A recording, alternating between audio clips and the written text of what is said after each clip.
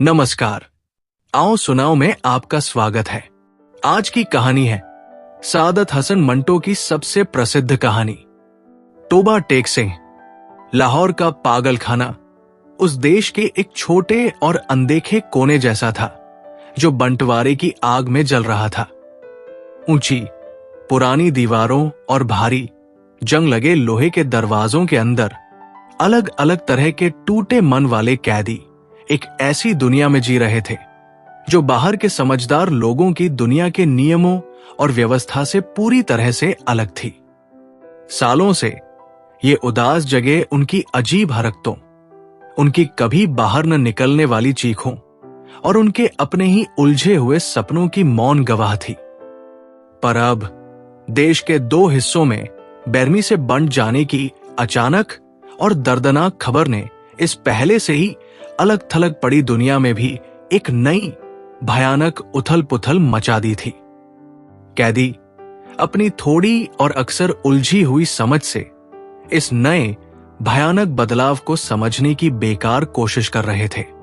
कुछ दीवारों पर बेमतलब की टेढ़ी मेढ़ी लाइनें खींच रहे थे, कुछ घंटों तक एक ही खाली जगह पर अपनी पथराई आंखों से घूर रहे थे और कुछ अपने ही कानों में दबी हुई आवाजों में धीरे धीरे बोल रहे थे, जैसे किसी अनजाने और भ्रमित बातचीत में उलझे हों।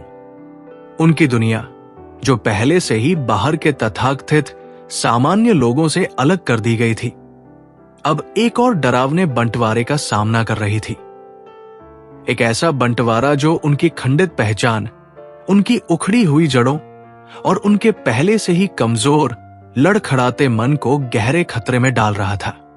इन अजीब बेचारे लोगों के बीच एक सिख कैदी था जिसे उसके गांव के नाम से पुकारा जाता था, तोबा टेक सिंह। पिछले 15 सालों से उसने इसी पागल खाने की भारी, उदास और घुटन भरी हवा में सांस ली थी। उसका अपना नाम, उसका पहले का जटिल जीवन, सब कुछ धुंधला हो गया था, यादों के कोहरे में कहीं खो गया था। बस उसके गांव का वो अकेला गूंजता हुआ नाम बचा था, तोबा टेक सिंह। वो एक अजीब किस्म का आदमी था, न पूरी तरह पागल और न पूरी तरह होश में, एक धुंधली सी सीमा रेखा पर फंसा हुआ। उसकी लंबी उलझी हुई सफेद दाढ़ी उसके सीने तक फैली हुई थी, जैसे किसी जंगली बेल की तरह, और उसके गंदे फटे हुए कपड़े उसके लंबे समय तक अकेले और दुख भरे जीवन की बिना आवाज की कहानी कह रहे थे। वो दिन भर या तो अपनी कमजोर झुकी हुई कमर के साथ खड़ा रहता था या फिर ठंडी धूल भरी जमीन पर बेजान सा बैठ जाता था। उसकी आंखें दूर कहीं खोए रहती थी, मानो किसी अनसुलझे और हमेशा रहने वाले सवाल पर गहरी सोच में डूबा हो।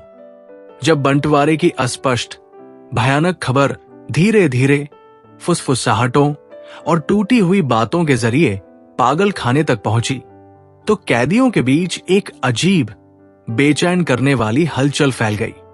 कुछ शायद अपनी टूटी हुई समझ के किसी कोने से ये महसूस करने लगे कि कुछ बहुत बड़ा, जिसे टाला नहीं जा सकता, होने वाला है, जबकि कुछ अपनी निजी अंदरूनी दुनिया के उलझे हुए रास्तों में पूरी तरह से खोए रहे। पर तोबा टेक सिंह पर इस खबर का एक खास गहरा असर हुआ। सालों की गहरी, लगभग पूरी चुप्पी के बाद उसके सूखे फटे होठों से एक ही सवाल बार बार निकलने लगा, एक मशीन की तरह दोहराव। तोबा टेक सिंह कहा है, यह सवाल जो पहले कभी उसके भारी शांत होठों तक नहीं आया था, अब उसके अस्त व्यस्त मन की एकमात्र जुनून भरी चिंता बन गया था। वो हर आने जाने वाले अधिकारी या वार्डन से यही पूछता, अपने कांपते हाथों से अपनी उलझी हुई सफेद दाढ़ी को सहलाता और अपनी धुंधली खोई हुई आंखों से उस अस्पष्ट सवाल के जवाब की बेकार तलाश करता। उसे ये समझने में बहुत मुश्किल हो रही थी कि उसका गांव तोबा टेक सिंह अब उस नए दर्दनाक तरीके से खींचे गए नक्शे पर कहां मौजूद है, भारत में या पाकिस्तान में। उसके मन में अपने गांव की खंडित धुंधली यादें थी।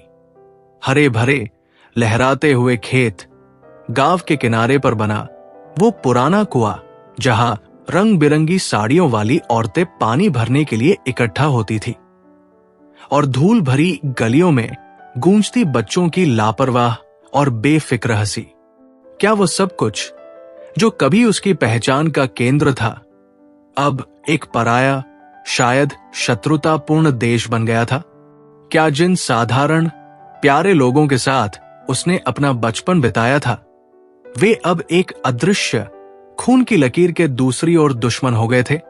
ये अस्पष्ट, भयानक विचार उसके अस्त व्यस्त मन को लगातार कचोट रहा था।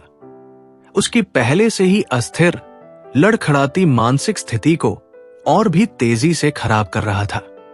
पागल खाने के चिंतित, थके हुए अधिकारियों और कर्तव्यपरायण कर्मचारियों को भी इस नई, अभूतपूर्व और हृदय विदारक स्थिति से जूझना पड़ रहा था।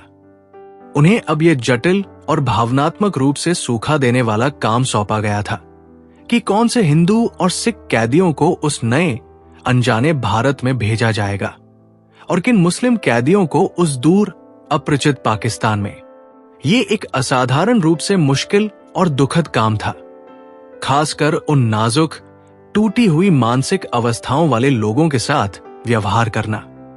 उन्हें इस बात का भी कोई अंदाजा नहीं था कि ये अस्थिर मन इस अप्रत्याशित और हिंसक बदलाव पर कैसी अप्रत्याशित और खतरनाक प्रतिक्रिया देंगे।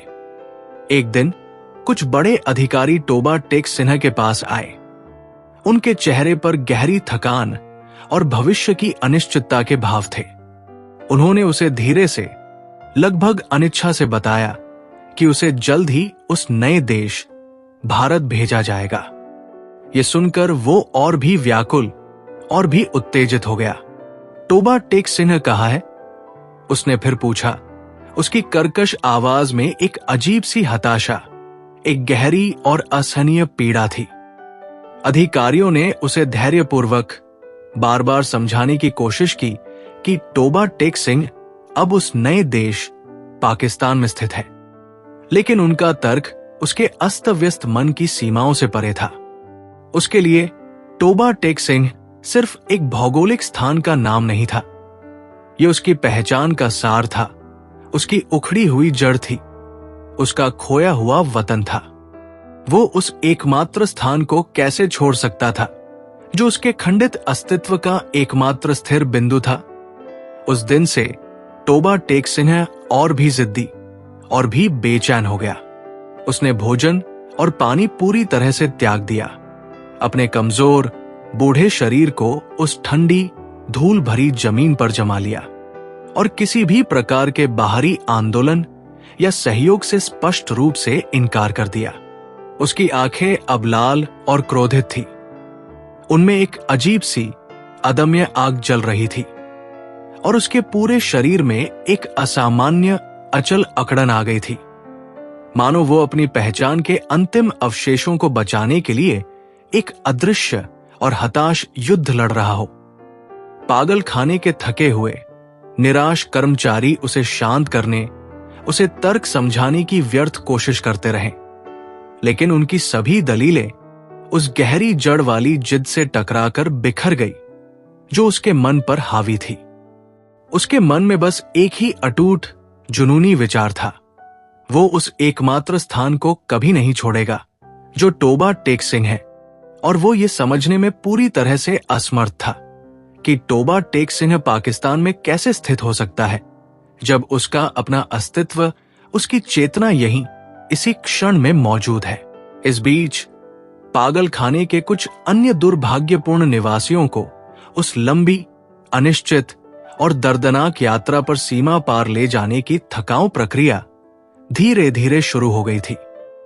एक बूढ़ा कैदी जो खुद को हिंदू धर्म के प्रिय देवता भगवान कृष्ण मानता था, उस अपरिचित भारत में अपनी गोकुल नगरी लौटने की प्रत्याशा में उत्साहित होकर नाच रहा था।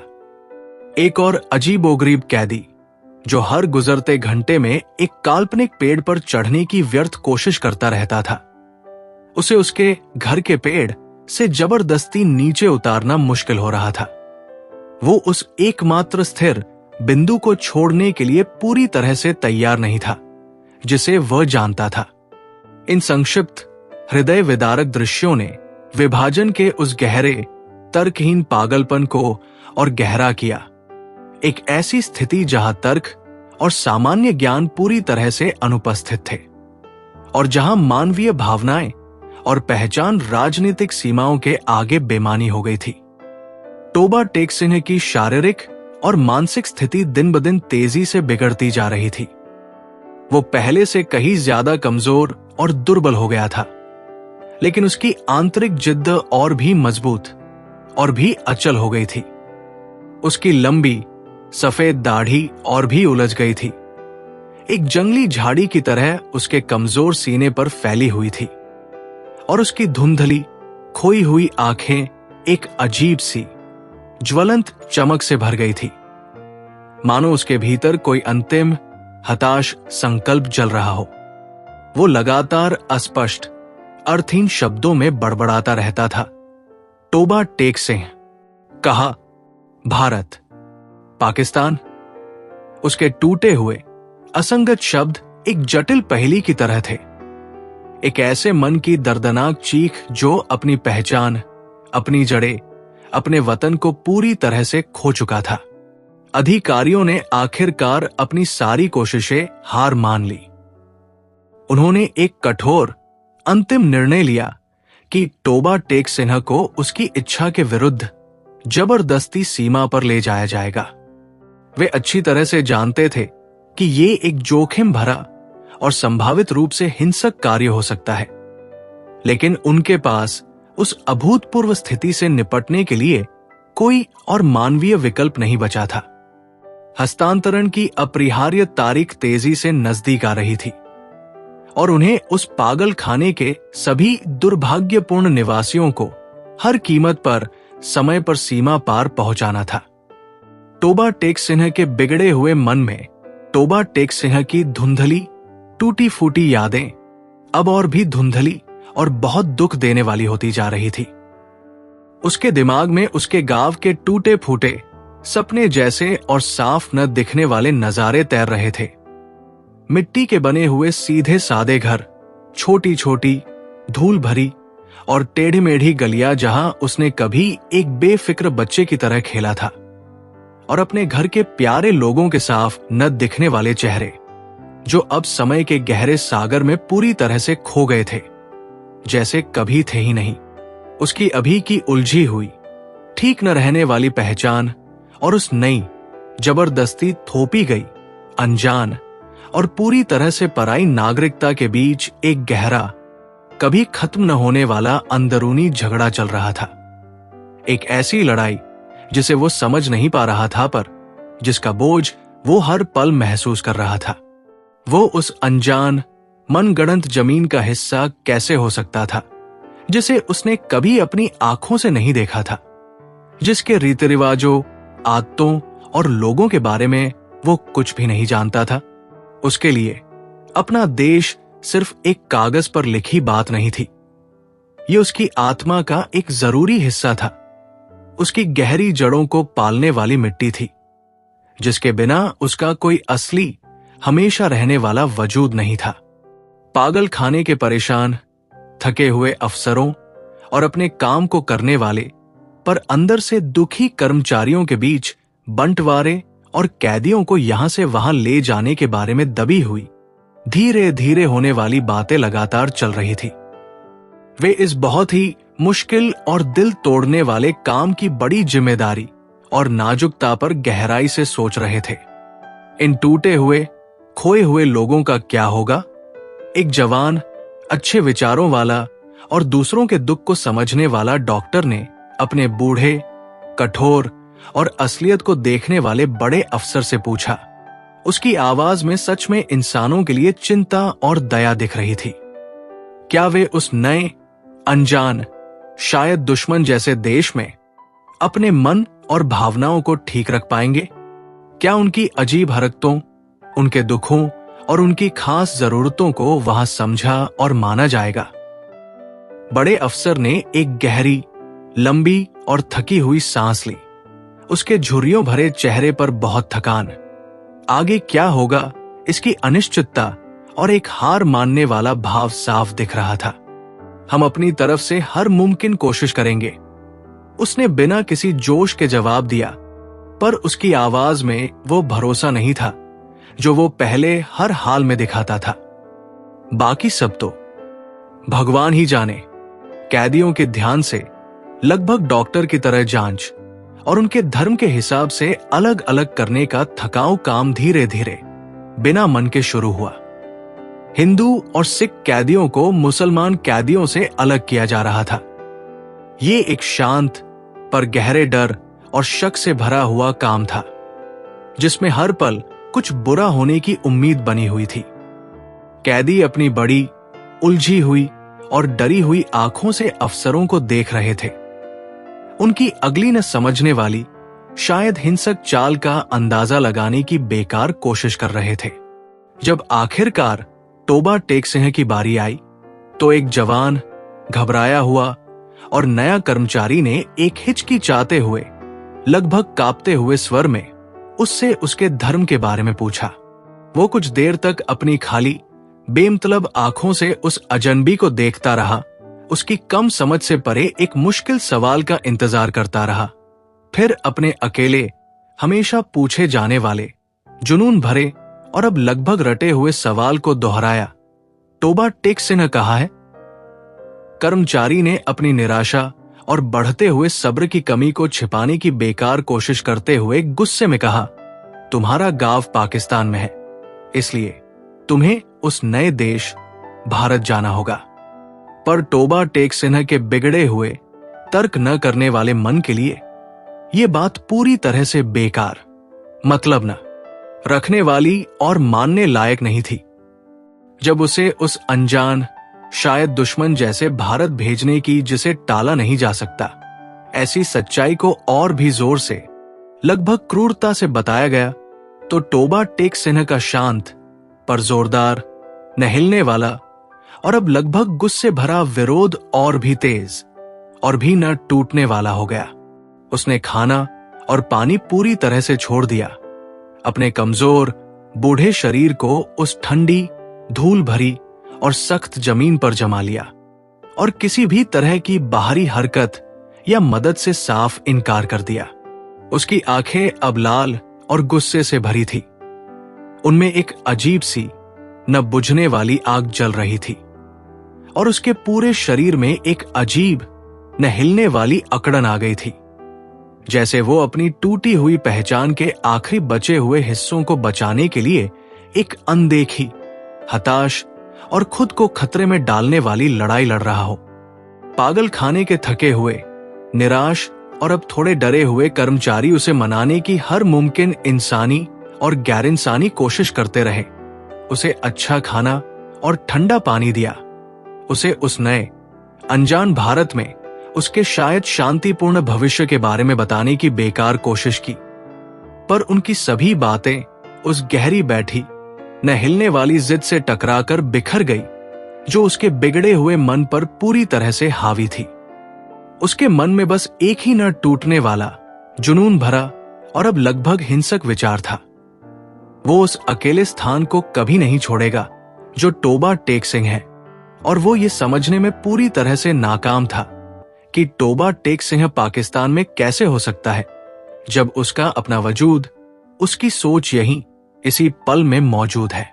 इस बीच पागल खाने के कुछ और बदकिस्मत, मन से टूटे हुए लोगों को उस लंबी, अनिश्चित और दुख भरी यात्रा पर सीमा पार ले जाने का थकाऊ, अपमानजनक काम धीरे धीरे शुरू हो गया था।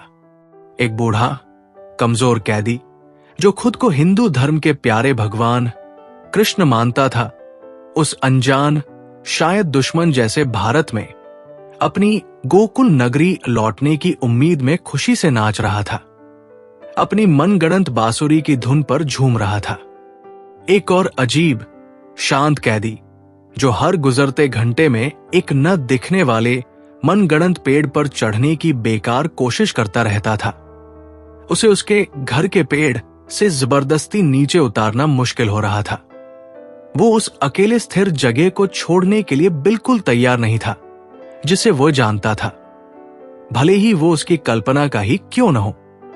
इन छोटे, दिल तोड़ने वाले और लगभग हंसी उड़ाने वाले दृश्यों ने बंटवारे के उस गहरे, तर्कहीन पागलपन को और गहरा किया। एक ऐसी भयानक स्थिति जहां समझदारी और आम ज्ञान पूरी तरह से गायब थे और जहां इंसानी भावनाएं, पहचान और जड़े राजनीतिक सीमाओं के ठंडे, बेरहम तर्क के आगे पूरी तरह से बेमानी हो गई थी। टोबा टेक सिंह की शारीरिक और मानसिक हालत दिन ब दिन तेजी से बिगड़ती जा रही थी। वो पहले से कहीं ज्यादा कमजोर और लाचार हो गया था। उसका शरीर अब मुश्किल से उसका बोझ उठा पा रहा था, पर उसकी अंदरूनी जिद और भी मजबूत और भी न हिलने वाली हो गई थी, जैसे उसकी टूटी हुई आत्मा का आखिरी किला हो। उसकी लंबी सफेद दाढ़ी और भी उलझ गई थी, एक जंगली गंदी झाड़ी की तरह उसके कमजोर, कांपते सीने पर फैली हुई थी और उसकी धुंधली, खोई हुई आंखें एक अजीब सी जलती हुई चमक से भर गई थी, मानो उसके अंदर कोई आखिरी हताश इरादा जल रहा हो, उसे उस बुरे भाग्य से लड़ने के लिए उकसा रहा हो जिसका वो सामना करने वाला था। वो लगातार अस्पष्ट, बेमतलब और अब लगभग धमकी भरे शब्दों में बड़बड़ाता रहता था। टोबा टेक सिंह, कहा, भारत, पाकिस्तान।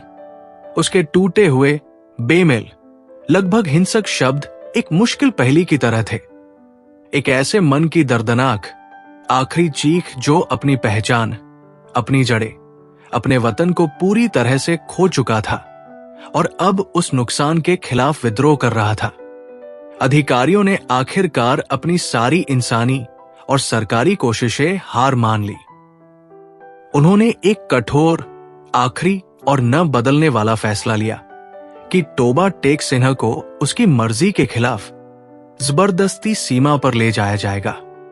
वे अच्छी तरह से जानते थे कि ये एक खतरनाक, अमानवीय और शायद हिंसक काम हो सकता है, पर उनके पास उस अभूतपूर्व, दुखद और उलझी हुई स्थिति से निपटने के लिए कोई और इंसानी या काम करने लायक रास्ता नहीं बचा था।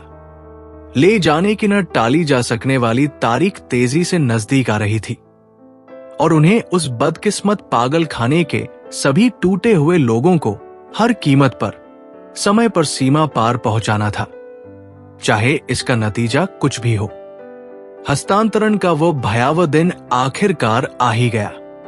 पागल खाने में एक अजीब सी खामोशी छाई हुई थी, जो आने वाली उथल पुथल से पहले की शांति थी। कैदियों को ट्रकों में लादा जा रहा था। उनकी आंखें डर और भ्रम से भरी हुई थी।